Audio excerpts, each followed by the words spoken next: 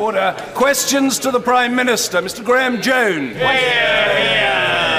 Question number 1.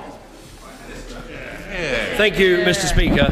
I'm sure the whole House will join me in condemning the senseless attack in a synagogue in West Jerusalem this week, where 5 people were killed. One of the victims was a dual Israeli-UK citizen, Rabbi Avraham Goldberg, and we send our deepest condolences to his family and friends, as well as to the families of the other victims. This was an appalling act of terror, and we condemn all acts of this kind. Mr. Speaker, this morning I had meetings with ministerial colleagues and others, and in addition to my duties in this House, I shall have further such meetings later today. Mr. Graham Jones. Mr. Speaker, I think the whole House would echo the comments of the Prime Minister regarding the incident in Israel. I think it's a tragedy that we're all deeply concerned about.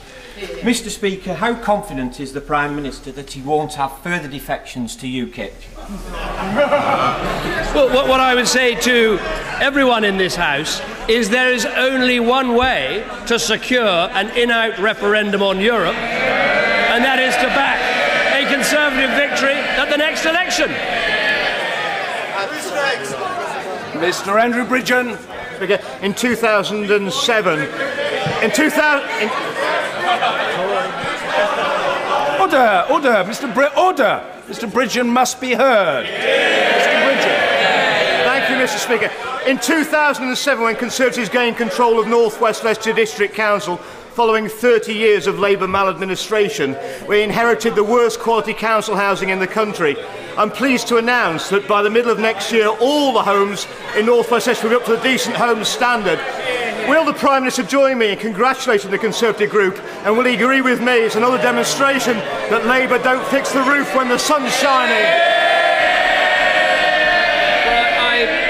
Certainly join my honourable friend in congratulating North West Leicestershire in the work they've done. It's absolutely vital that we bring poor quality housing up to standard, and the results they've had are good. But it's also important we get Britain building, and that is now well underway. Mr. Ed Miliband.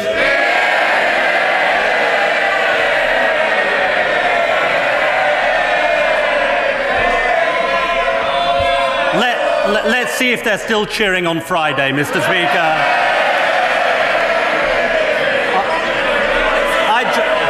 I join the Prime Minister in paying tribute to Rabbi Avraham Goldberg, who was murdered in the horrific terrorist attack in Jerusalem, and the other victims. This was an appalling act, and all of my sympathies are with their families and friends.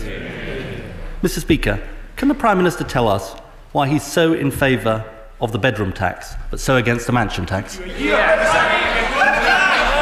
Well, first of all, I make this prediction. The people behind me will still be cheering him on Friday. The point about...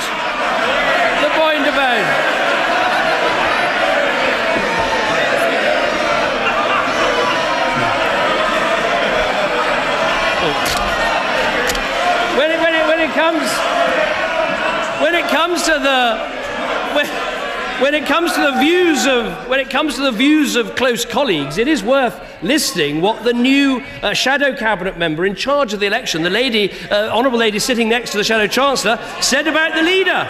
Said this: there's a wider concern in the public about whether he's got the leadership qualities to lead his own party, let alone the country. I knew we had moles in the Labour movement, I just didn't know they were that high up. The point about the spare room subsidy is it's a basic issue of fairness. You don't get that subsidy if you're in private sector rented accommodation, and so in our view you shouldn't get it in public sector rented accommodation. It's as simple as that. Speaker, in case he's forgotten, 2 of the people behind him have jumped ship, and the others are waiting for the result to see if they should follow. Now, he tries to defend the bedroom tax. Let me just tell him, on the bedroom tax today, the government is going to court against a victim of domestic violence who has been raped, assaulted, harassed and stalked by her ex-partner, and is going to be charged the bedroom tax on her panic room. She's one of 280 victims of domestic violence in this category. Can he just remind us why that's the right thing to do? This is why we have a discretionary housing payment system. with money made available to council after council, and up to date, that money has been underspent. Ed Miliband! He doesn't know the facts. Many of these victims of domestic violence... Order! The answers from the Prime Minister haven't always been fully heard, and they must be, and the questions from the Leader of the Opposition haven't always been fully heard, and they must be. I remind the House that that's what our voters, the electorate, would expect. Some decent behaviour, robust but courteous exchange. Mr. Ed Miliband. Doesn't know the facts. Many of these victims of domestic violence are not getting the hardship payment, and protecting the victims of domestic violence should not be a matter of discretion, it is a matter of principle. Nothing better illustrates the contrast of values between this side of the House and that side of the House. Now let's talk about the mansion tax. Recently, a penthouse... Recently, a penthouse in Hyde Park sold for £140 million. Is he really saying that someone in that house should in that penthouse should pay the same amount of annual property tax as someone in a house worth a fraction of that value? We have made sure that the richest in our country have made a contribution by putting up stamp duty. We put up stamp duty. We put up stamp duty on empty properties. We're charging foreigners properly that come and invest in our country. But the point about this is what we need is a growing economy that's providing the jobs, the livelihoods for our people. That's what we're getting. Whereas what he's had in the last week is a pasting from a pop star.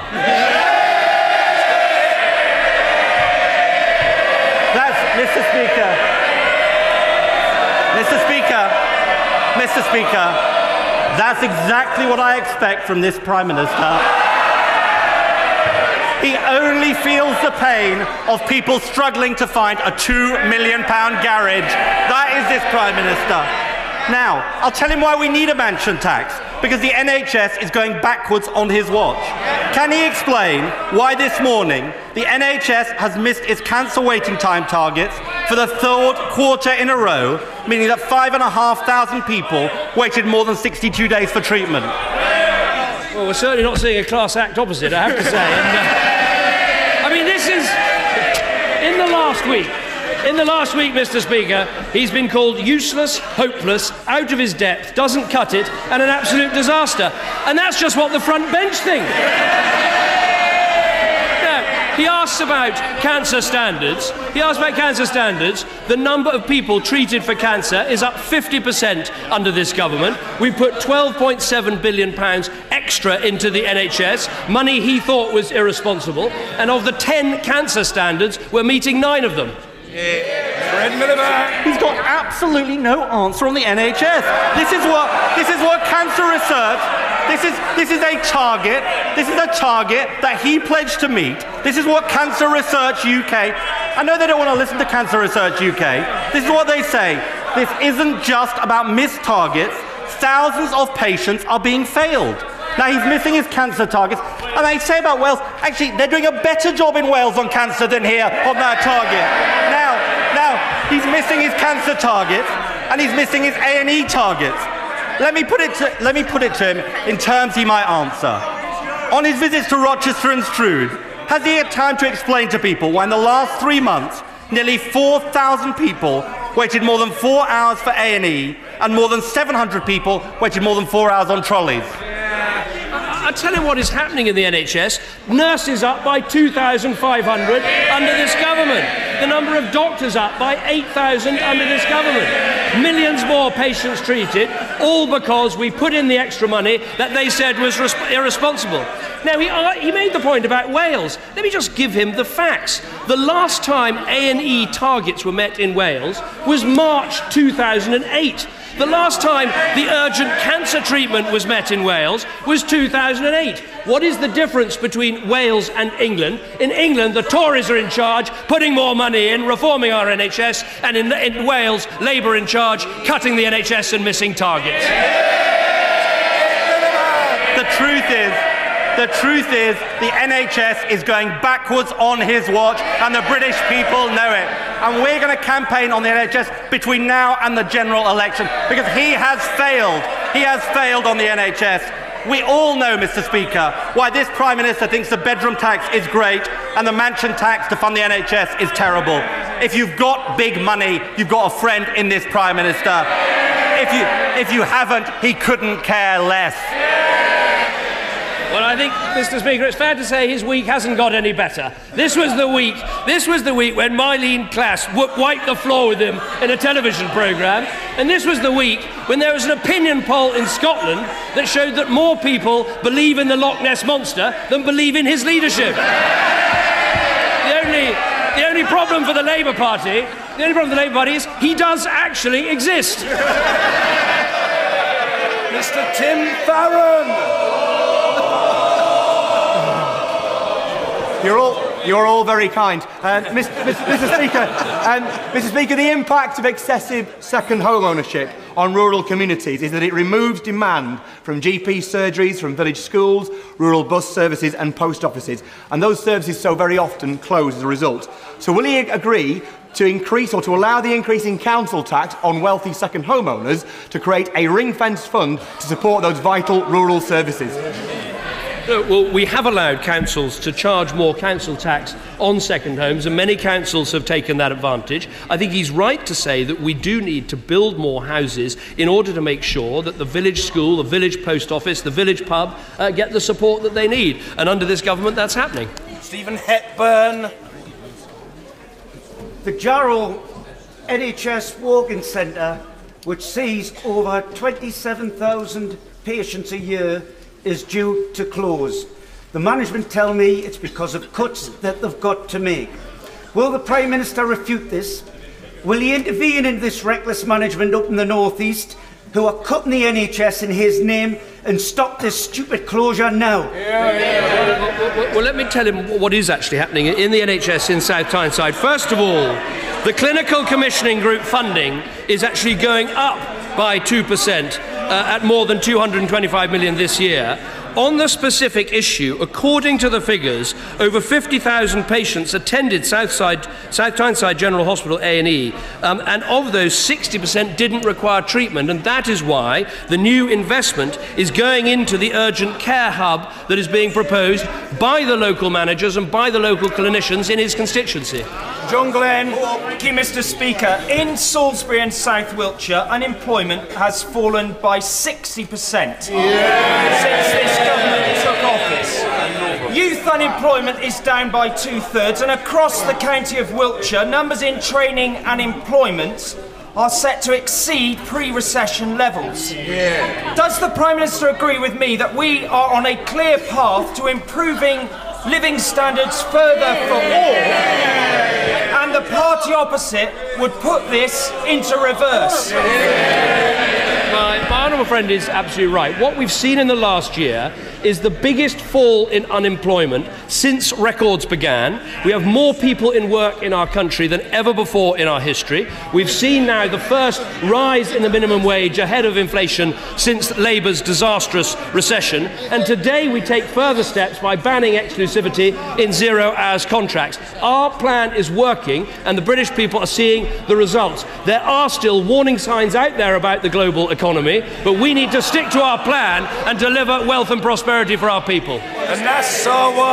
Mr. Speaker, across the United Kingdom, there are two governments redistributing wealth from the poorest to the richest. The Labour alternative is to have a 50p tax band and a mansion tax to give money to our vital public services, and also a banker's bonus tax to do a compulsory jobs guarantee for young people. Policies opposed by both the Tories and the shouting Scottish nationalists. Doesn't this tell you, Mr. Speaker, that in Scotland we face a clear choice in May? You go to bed with the SNP, you wake up with this man as Prime Minister. I'm afraid he is simply wrong, because what's happening is that we see 500,000 more people in work in this year alone, and we see cuts in unemployment and fewer people claiming benefit in his own constituency. That is what is happening, and I know it's not convenient for the Labour narrative, but the fact is inequality is down, child poverty is down, the number of people in relative poverty is down. Those are the facts. They don't like them, but they can't hide from them. Mr. Crispin Blunt. Mr. Black. Thank you, Mr. Speaker. I hadn't spotted the opportunity. The Prime Minister will know that the Same-Sex Marriage Act was built on the twin pillars of equality and support for marriage. Will he now put a rocket under the Ministry of Justice to make sure that under this administration we can deliver the same rights for those who want to celebrate their marriages as humanists? Well, what we said at the time of the debate in the House of Lords is that there would be a consultation on this issue, and that's exactly what's happening. Mr. Gareth Thomas. Northwick Park Hospital, which serves my constituency, has seen an unprecedented increase in the numbers going to A&E, given the closure of Central Middlesex A&E department locally and the continuing weekday closure of Alexandra Avenue Polyclinic. Given that the hospital management believe that an extra 120 medical beds are necessary and local people want to see the clinic fully reopened, will the Prime Minister ask the Secretary of State for Health to address these concerns urgently? Well, of course, I'll discuss it with the Secretary of State for Health, but I'll do this in the context of what he knows, which is in his own constituency, the A&E unit at Northwick Park is getting a £21 million upgrade and is due to open in December. That is because our long-term economic plan is working. We're putting money into the NHS, and this goes to a bigger truth. You can only have a strong NHS if you have a strong economy. John Barron. The Prime Minister has gone further than his predecessors in recognising our nuclear test veterans, but actions speak louder than words. Given how poorly they've been treated when compared with other countries, and the fact that 1 in 3 of their children have a serious medical condition, with 20% of conceptions ending prematurely, in the hope that this PMQ will be third time lucky, will the government make an ex gratia payment of £25 million into a charitable fund in order to help those veterans and descendants in need? After all, we only had to ask them once to do their duty and stand in front of a nuclear bomb.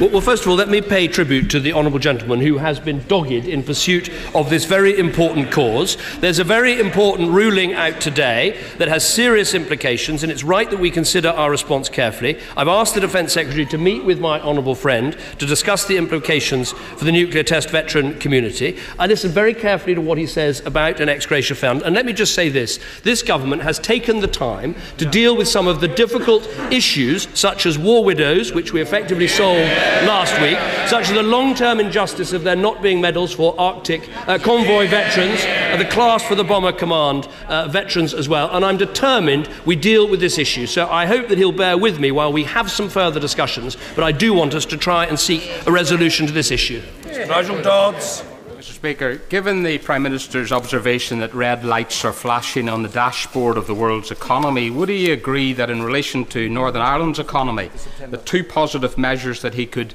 take very soon would be, first of all, to devolve corporation tax powers to the Northern Ireland Assembly, and secondly, put pressure on energy companies to reduce the price of home heating oil, as well as petrol and diesel, because of the very high dependence in Northern Ireland on that type of energy. Would he take action on those 2 fronts immediately? I think my right honourable gentleman makes important points. First of all, on off-grid heating oil and the costs, I think there is more that needs to be done to put pressure on companies, not just in Northern Ireland, but right across the United Kingdom. On the issue of corporation tax, I maintain the commitments that I have said before about what we will be saying and when we will be saying it. But I have to say to him, as we address this issue, we're also going to have to look very carefully at the Northern Ireland budget and making sure the Northern Ireland budget is working and the government of Northern Ireland is working, because that is a very important part of the overall picture. Stephen Mosley. This week I'm launching my latest Small Business Awards in Chester ahead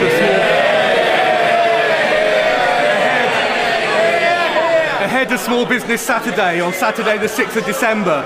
Will the Prime Minister join me in congratulating small businesses that have helped generate our economic recovery, and will he commit to shopping small and shopping local on Small Business Saturday? I can certainly make that commitment, and that's what I'll be doing on Saturday. And I think Small Business Saturday is a really excellent initiative, and I would urge all honourable members to get behind it. In terms of helping small businesses, it is worth noting that we're cutting the jobs tax of businesses and charities by up to £2,000. We're abolishing national insurance contributions for under 21-year-olds. We're extending the doubling of small business rate relief, and we've cut corporation tax for small business. The small businesses are the lifeblood of our economy, and they know that in this government they've got a true friend. David Winnick. Is he aware that the hateful bedroom tax will be remembered just like the Tory poll tax, which destroyed Margaret Thatcher's premiership? He should be ashamed for such a notorious tax came on his watch. What the honourable gentleman and others on the Labour benches have to explain is why is it right that people in private rented accommodation who are claiming housing benefit don't get a spare room subsidy, but they think that people who are living in council housing should get a spare room subsidy? The second question they're going to have to answer is why did they oppose £83 billion of reductions in welfare that has helped us to maintain spending on health, maintain spending on schools, while taking 3 million of the poorest people out of tax altogether? Thank you, Mr. Speaker. Earlier this year, 20-year-old Holly Gazzard was one of 2 girls murdered in my constituency by former partners. Her father, Mr. Nick Gazzard, has since set up the Holly Gazzard Trust, one of the objectives being to promote the teaching of personal, social, health and economic education in schools. It is mentioned in the new national curriculum, but the Trust feels that it needs to be compulsory for all schools and that it needs to be taught by external specialists. Will the Prime Minister help with this? Well, I will look very carefully at what my honourable friend says. I mean, first of all, I'd like to send my deepest condolences, and those of the whole House, to Holly's family following her brutal murder. I also like to pay tribute to the Holly Gazzard Trust, set up by her family for its high-quality programme of classes aimed at educating young people about domestic abuse. What we have said is that sex relationships should always include relationship education as well, and that goes for all schools. Caroline Lucas. Thank you, Mr. Speaker. Rents are sky high and house prices in Brighton rose 13% in the last quarter alone. Nurses' wages were recommended to go up by 1%, yet his government is blocking even this tiny rise. How does he expect hospitals like the Royal Sussex to be able to recruit enough nurses if they simply can't afford to live in the area? Well, first of all, we are making a huge investment in the Royal Sussex Hospital, and that will have its effect. But I have to say to the honourable lady, when she says that house prices are rising and are unaffordable, I have never come across a Green Party politician who's in favour of building houses anywhere for anyone. David Mowat. Thank you, Mr. Speaker. During his recent visit to Warrington, the Prime Minister will have seen at first hand our increasingly severe traffic issues. Can I thank him for ensuring that the local growth deal will deliver a new crossing near the town centre? But can I ask that what we really need is a new high-level crossing, something that's been planned but not delivered for nearly 30 years now? And will the government... So I will look very carefully at what my honourable friend says. I enjoyed my visit to his constituency, and he's right. I could see the problems of congestion, but I could also see how the long-term economic plan in his constituency is working in terms of jobs and growth. And he's right about the local growth deal, which for Warrington and Cheshire is a deal worth over £140 million in terms of government funding. And this does include support for the new swing bridge, which will help to tackle the congestion, as well as unlocking important building sites as well. Reverend William McRae. Thank you, Mr. Speaker. The people of Northern Ireland welcome the success of the PSNI, assisted through the secret recordings made by the British intelligence services in bringing 7 suspected terrorists, including terrorist godfathers, to court on charges of serious violent Republican activity.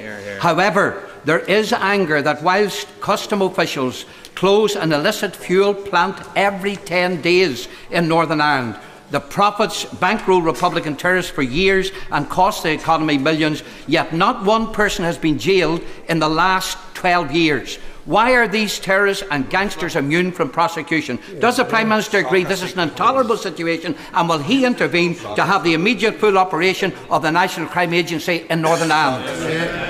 Well, first of all, no one who commits crimes in Northern Ireland should be immune from prosecution, and I think he's right to pay tribute to the PSNI, who over the last few years have, I think, shown just what an extraordinarily capable police force they are, and we should remember how and the conditions in which they were built. The point he makes about the National Crime Agency, I think, is important. We would like to see the work of the National Crime Agency, which I think is proving itself in operation after operation, not just here in the United Kingdom, but right around the world. It's proving itself. It should be playing a part in Northern Ireland. That's a discussion we need to have with all the parties in Northern Ireland, and I hope over time we can get everyone to see the sense of having this important organisation there for Ulster.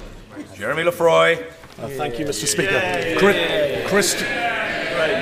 Christians and others are being murdered for their faith in Nigeria, Syria, Iraq, Pakistan and many other countries. And elsewhere, it's a crime to believe anything but what the state sanctions.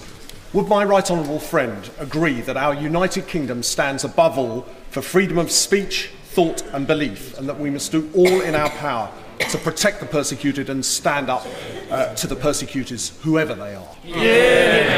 I very much agree with my honourable friend, and he's right to make this such a cause that he pursues in this House and outside this House. Britain has a proud record of both political and religious tolerance and, of course, freedom of speech. And in our dealings with other countries, we should always make clear that we believe that is the right approach. There's an appalling amount of persecution of religious minorities around the world, and some now say that Christians are more persecuted than other religions in too many countries, and he names some of them. We should make sure at the heart of our foreign policy is this key issue of religious tolerance. Sarah Champion.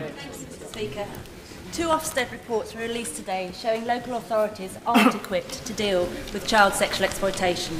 In addition, South Yorkshire police officers are being investigated for failing victims of abuse.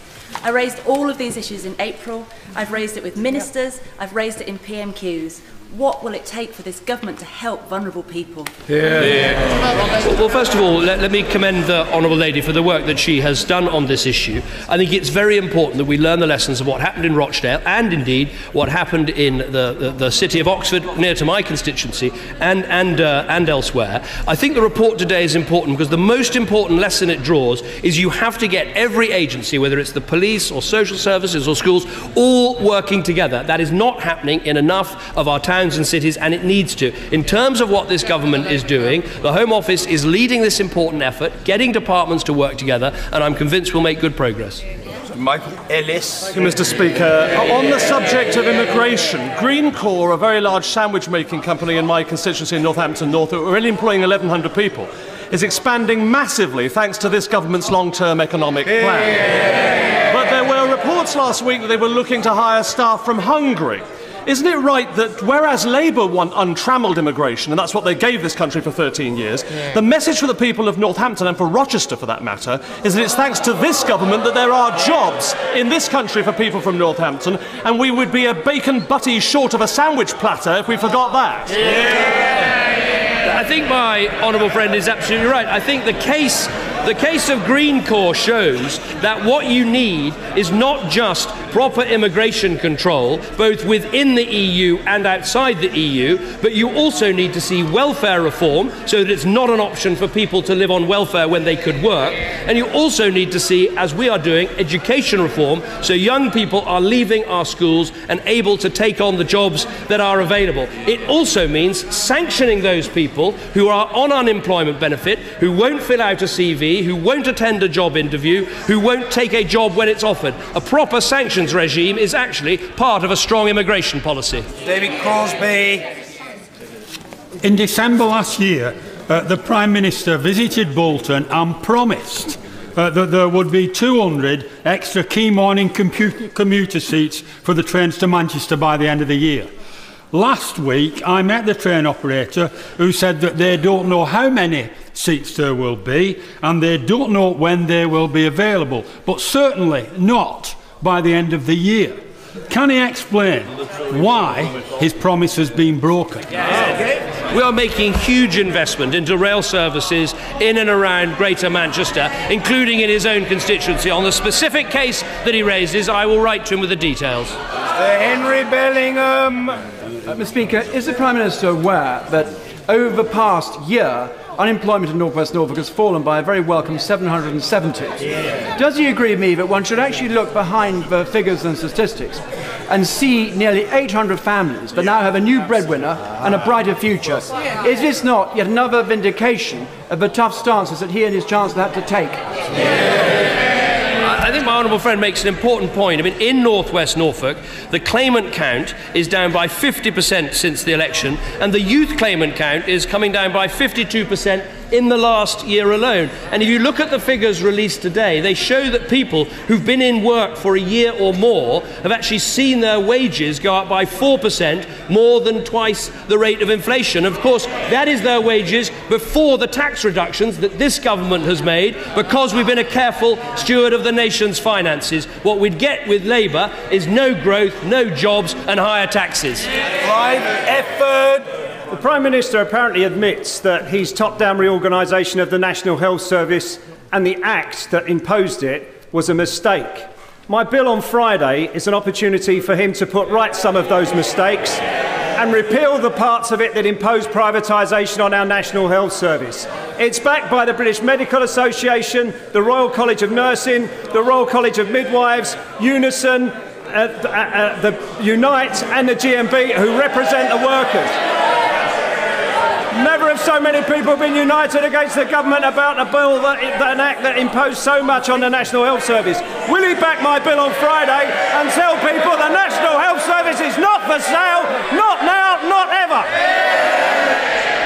Well, at least we now know who's paying for his bill anyway. That is one thing. Let me make a couple of points to the honourable gentleman.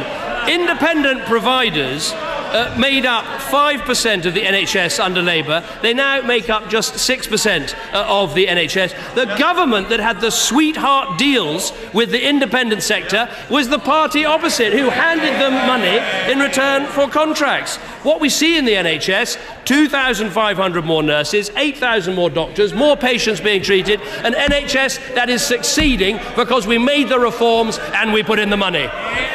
Last but not least, Mr. Gordon Birchwhistle. Thank you, Mr. Speaker.